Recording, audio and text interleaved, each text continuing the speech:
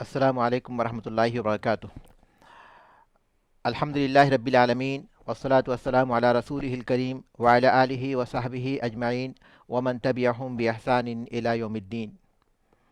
محترم حضرات، اسلام میں مال کی حقیقت اور سرمایہ کاری کے اصول و ضوابط، اس موضوع پر ہماری گفتگو ہو رہی ہے اور اس گفتگو کو ہم آگے بڑھاتے ہیں، اور اب جس پہلو پر ہم گفتگو کریں گے وہ ہے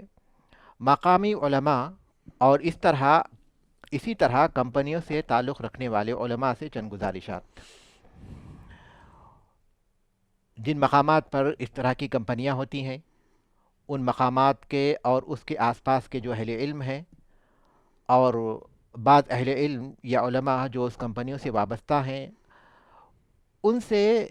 ادب کے ساتھ چند گزارشات ہیں جو ہمارے اس پروگرام کا حصہ ہیں، اور وہ ہم ان کے سامنے رکھیں گے،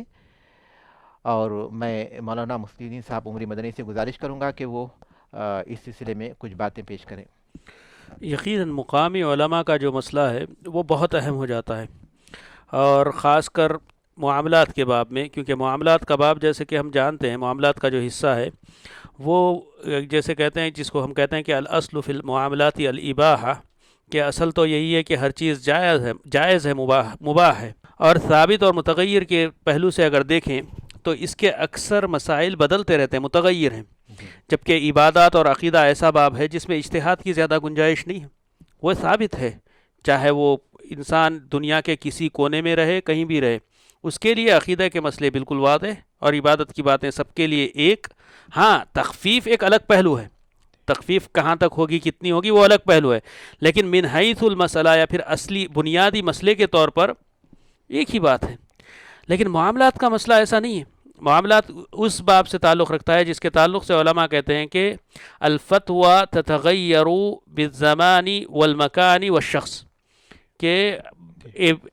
زمانے، جگہ اور شخص کے اعتبار سے فتویٰ بدل جاتا ہے۔ یہ چیز ہوتی ہے خاص طور پر معاملات میں، اور یہ بہت زیادہ ہوتی ہے۔ عبادات میں اس کا اطلاق اتنا زیادہ یا پھر اس کی تطبیق اتنی زیادہ نہیں ہے ایک حد تک ہی ہے، لیکن عبادات میں،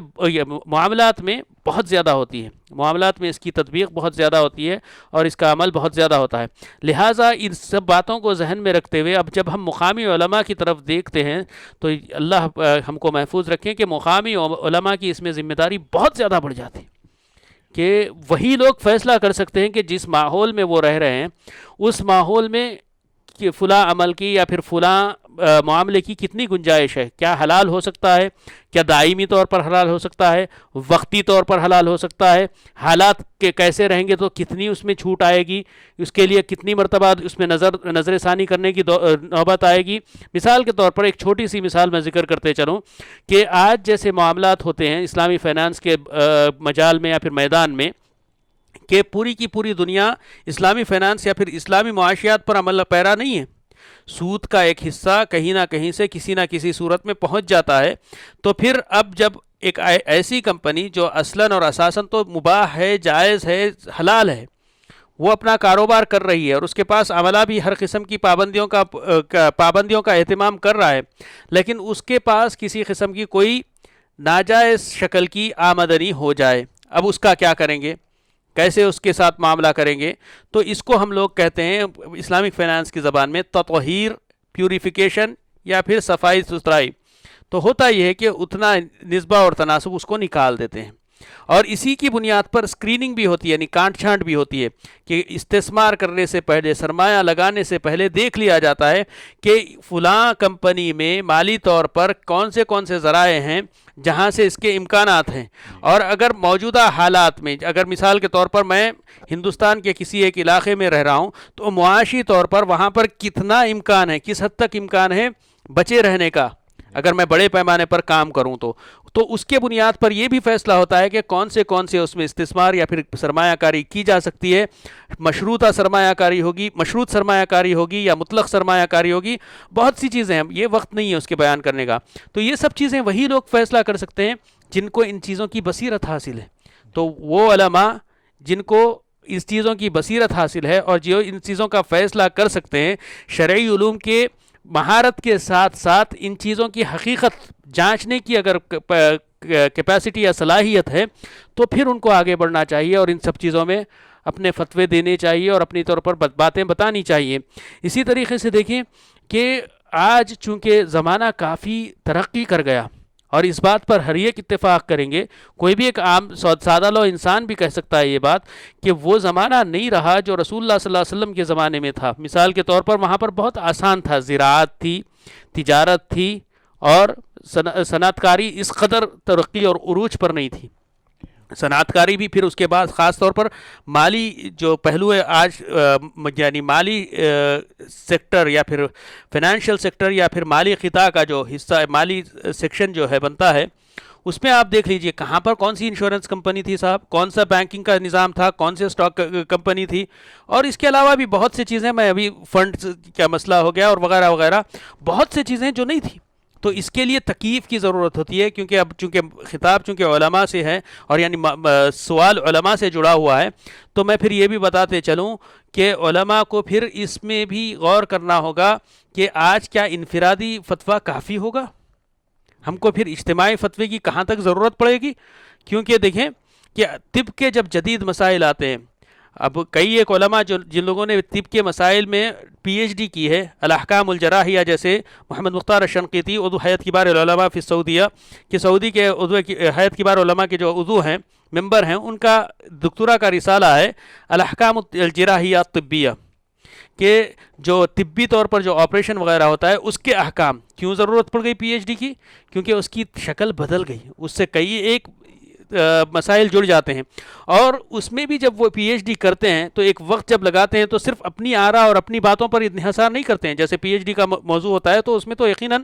بہت سی جگہوں کے مقامی علماء سے بھی آگے بڑھ کر اور بہت سے لوگوں کی رائے لینی ہوتی ہے. تو یہی شکل ہے ہیئت کبار العلماء کی, کہ فتویٰ دینے سے پہلے معاصرتی مسائل میں وہ اجتماعی طور پر اجتہاد کرتے ہیں. تو اب مالی مسائل کے سلسلے میں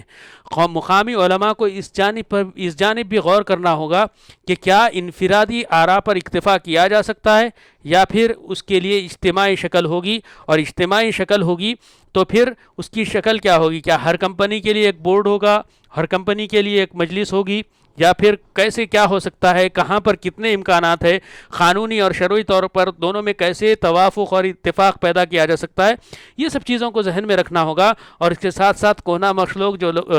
تجربے کار ہیں یقیناً, اور تجربے میں مجھ سے زیادہ ہیں, یقیناً ان کے ذہن میں بہت سی باتیں رہیں گی. تو میں خود شیخ سے بھی آگے بڑھ کر گزارش کروں گا کہ اپنے سینئرٹی کی بنیاد پر اور بڑے ہونے کی بنیاد پر وہ بھی اپنے مشاہدے کی کچھ باتیں سامنے رکھیں. جزاک اللہ خیر. جزاکم اللہ خیر. جزاکم اللہ خیراً. محترم حضرات, مقامی علماء اور کمپنی سے جو علماء وابستہ ہوتے ہیں ان کے سلسلے میں چند گزارشات جو ہمارے اس پروگرام کا حصہ ہیں. اس سے پہلے مولانا نے بہت ہی اہم باتیں ہمارے سامنے رکھ دیں, اور ہم اس بات کو واضح کرنا چاہتے ہیں کہ یہ فیصلے نہیں ہیں, یہ گزارشات ہیں, اور یہ گزارشات بھی ہماری نہیں ہیں بلکہ کتاب و سنت کی روشنی میں جو باتیں ایسی ہیں جن کا اہل علم کو خیال رکھنا چاہیے, ہم اسے اپنے لیے اور دوسرے اہل علم کے لیے تذکیر کے طور پر, یاد دہانی کے طور پر پیش کر رہے ہیں.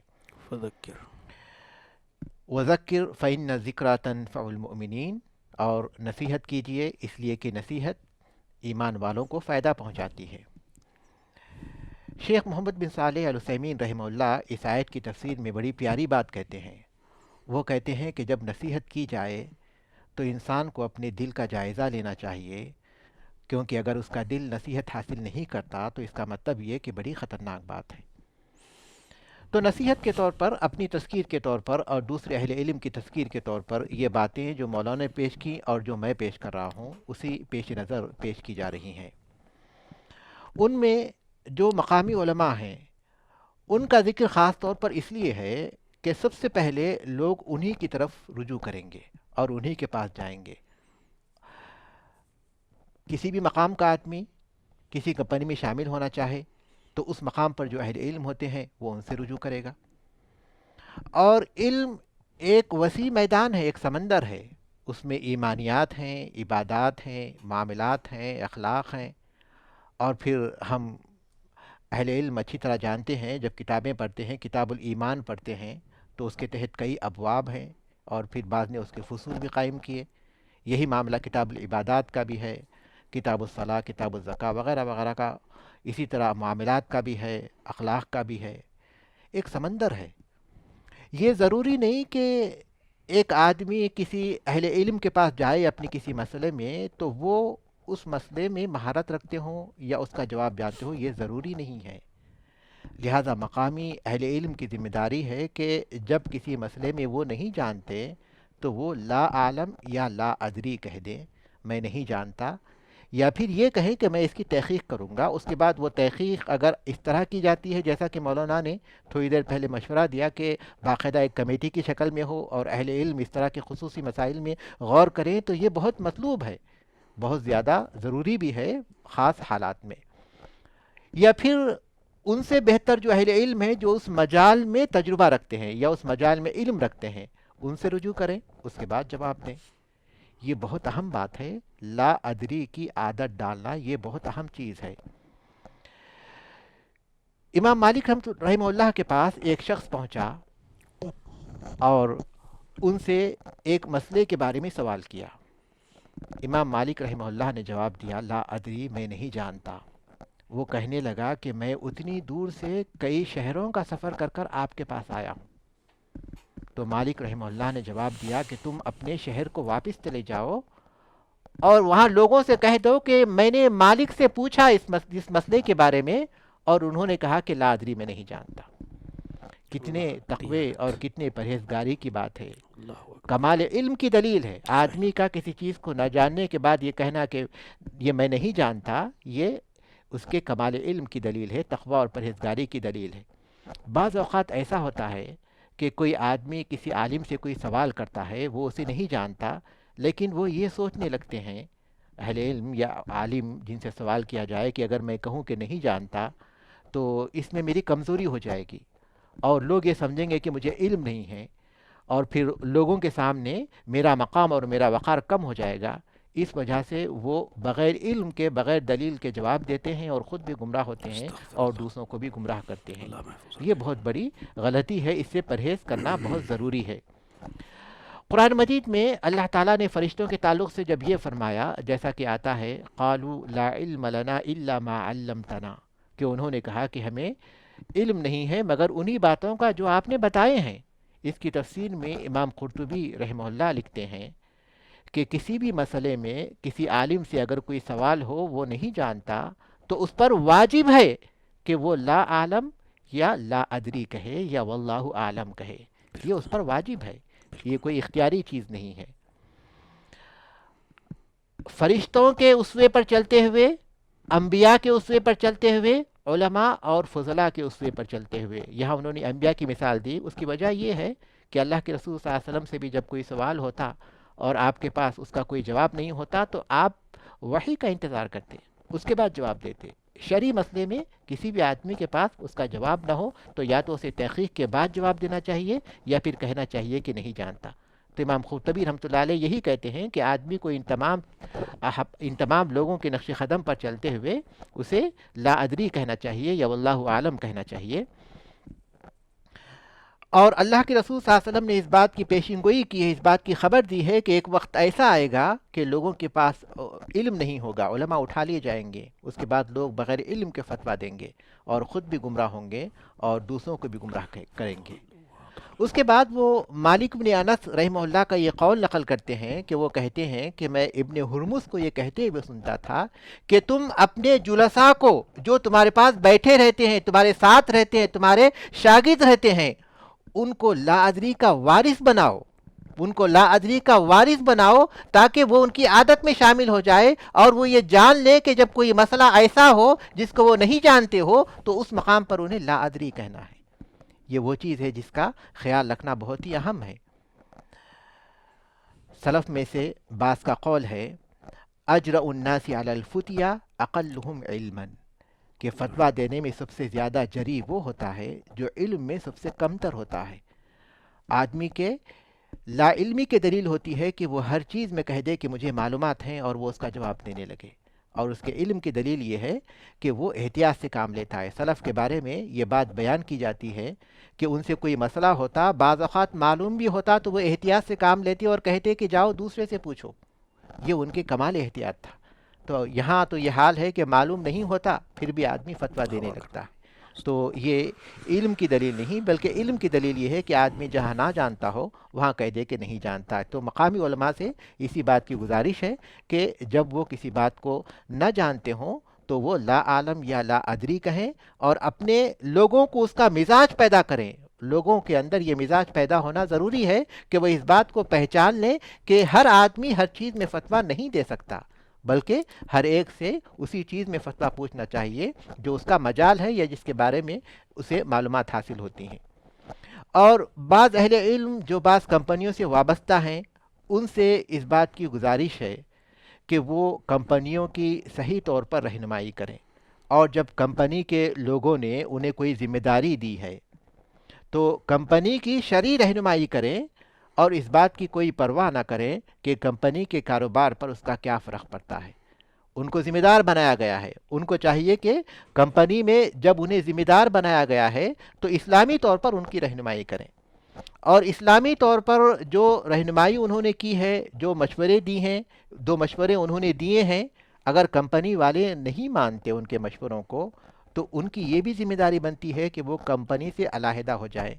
کیونکہ بعض عام لوگ جو محض ان اہل علم کی وجہ سے اس کمپنی میں شریک ہوئے ہیں تو ان کی وجہ سے کمپنی پر اعتماد کرتے ہیں۔ تحقیق ان لوگوں نے نہیں کی، ان اہل علم کی بنیاد پر وہ کمپنی میں شریک ہوئے ہیں۔ اگر اہل علم، اگر کمپنی غلط راستے پر چل پڑی ہے، اس کمپنی سے الگ نہیں ہوتے تو پھر ان لوگوں کو اس کا علم نہیں ہوتا۔ تو ان کو چاہیے، امانت داری کا تقاضا ہے کہ کمپنی اگر اسلامی مشورے جو انہوں نے دیے ہیں یا وہ دے رہے ہیں کمپنی عمل نہیں کرتی تو پھر اس سے علیحدہ ہو جائے۔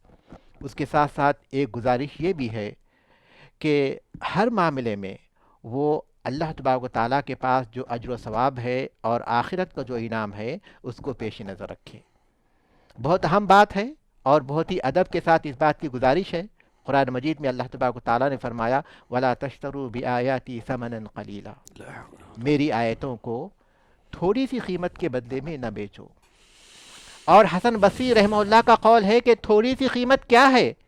دنیا اور اس کی ساری نعمتیں، یہ تھوڑی سی قیمت ہے۔ اگر کسی کو دنیا اور اس کی ساری نعمتیں بھی مل جائے اللہ تعالیٰ کی آیتوں کو بیچ کر تو جو کچھ مل رہا ہے وہ تھوڑا سا ہے۔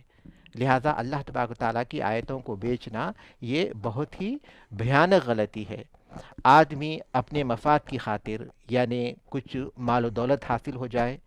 یا پھر کوئی عہدہ اور منصب حاصل ہو جائے، یا مقام و مرتبہ مل جائے، یا پھر ان لوگوں کے جذبات کا، احساسات کا خیال رکھا جائے، یا پھر جو فتویٰ پوچھ رہے ہیں، جو مسئلہ پوچھ رہے ہیں، ان کے مزاج، ان کی خواہش کا احترام کیا جائے، ان تمام باتوں کو پیش نظر رکھ کر اگر وہ حق کو چھپالتا ہے یا باطل کی طرف داری کرتا ہے اور ایسے مسئلے بیان کرتا ہے جس سے ان کی خواہشات پوری ہوتی ہیں لیکن وہ اللہ کی شریعت کے خلاف ہوتی ہیں، تو یہ حقیقت میں اللہ تعالیٰ کی آیتوں کو بیچنا ہے۔ یہ آیت اگرچہ کہ یہودیوں سے اس میں خطاب کیا گیا ہے، لیکن اہل علم کہتے ہیں کہ قیامت تک کے لیے ہے۔ قیامت تک کے لیے جو بھی حق کو چھپائیں گے یا باطل کو ثابت کریں گے، باطل کی طرف داری کریں گے، وہ انہی لوگوں میں شامل ہوں گے کہ وہ اللہ کی آیتوں کو تھوڑی سی قیمت کے بدلے میں بیچتے ہیں۔ سورۃ الفاتحہ ہر نماز میں ہم پڑھتے ہیں، ہر رکعت میں پڑھتے ہیں، اور اس میں ہم پڑھتے ہیں صراط الذین انعمت علیہم غیر المغضوب علیہم ولا الضالین۔ اس بارے میں تفسیر ہے، اللہ کے رسول صلی اللہ علیہ وسلم کی بھی حدیث ہے، المغضوب علیہم جن پر غضب کیا گیا اس سے مراد یہودی ہیں، اور الضالین جن پر جو گمراہ ہوئے اس سے مراد نصارہ ہیں۔ یہ بات بالکل واضح ہے، لیکن اس سے مراد جیسا کہ اہل علم جانتے ہیں کہ صرف یہود و نصارہ ہی نہیں ہے۔ صالح الفوزان حفظہ اللہ اس کی تفسیر اور اس کی وضاحت کرتے ہوئے کہتے ہیں کہ ہر وہ شخص جسے کسی بات کا علم ہو اور وہ اس پر عمل نہ کرے تو اس کے اندر یہودیوں کی مشابہت پائی جاتی ہے، اور ہر وہ شخص جو بغیر دلیل کے عمل کرے اس کے اندر نصارہ کی مشابہت پائی جاتی ہے، تو وہ بھی مغضوب علیہم اور الضالین میں شامل ہو جائیں گے۔ اور صراط مستقیم پر صرف وہی لوگ ہوں گے جو حق کو جانیں گے اور پھر حق کے مطابق عمل بھی کریں گے. تو اہل علم کی علامت یہ ہے کہ وہ حق کو جانتے ہیں تو حق کے مطابق عمل بھی کرتے ہیں اور حق کی تبلیغ کرتے ہیں اور حق کا اظہار کرتے ہیں اور حق ہی کو بیان کرتے ہیں. اس کے ساتھ ساتھ ایک گزارش یہ بھی ہے کہ اہل علم جب کوئی مسئلہ اپنے علم کے مطابق بیان کرتے ہیں اور وہ اجتہاد کے درجے پر پہنچے ہوئے ہیں، اگر ان کے پاس وہ ملکہ ہے اجتہاد کا اور انہوں نے اپنے اجتہاد سے یا اپنے معلومات کی بنیاد پر کوئی فتویٰ دے دیا، کوئی مسئلہ بیان کر دیا، یا کسی کمپنی سے حسن ظن کی بنیاد پر انہوں نے اس کمپنی کے حق میں کچھ باتیں کہہ دی اور آج ان کو اپنی اس غلطی کا احساس ہو گیا، تو ان کو اپنی غلطی سے لوٹ آنا یہ واجب ہے. آدمی پر جب حق واضح ہو جائے تو وہ حق کی طرف لوٹ جائے، یہ بہت اہم ہے. تو انسان کا رجوع کرنا یہ اس کی کمزوری نہیں ہے بلکہ اس کی بہادری کی دلیل ہے، اس کی قوت کی دلیل ہے، اس کی قوت فیصلہ کی دلیل ہے اور اس کی عزیمت کی دلیل ہے، اور یہ اس بات کی دلیل ہے کہ وہ علم میں کس قدر پختہ ہیں کہ جب بھی ان سے کوئی غلطی ہوتی ہے تو وہ لوٹ جاتے ہیں. وَلَمْ يُصِرُّوا عَلَى مَا فَعَلُوا، وہ لوگ جو کچھ انہوں نے کیا ہے اس پر وہ اصرار نہیں کرتے.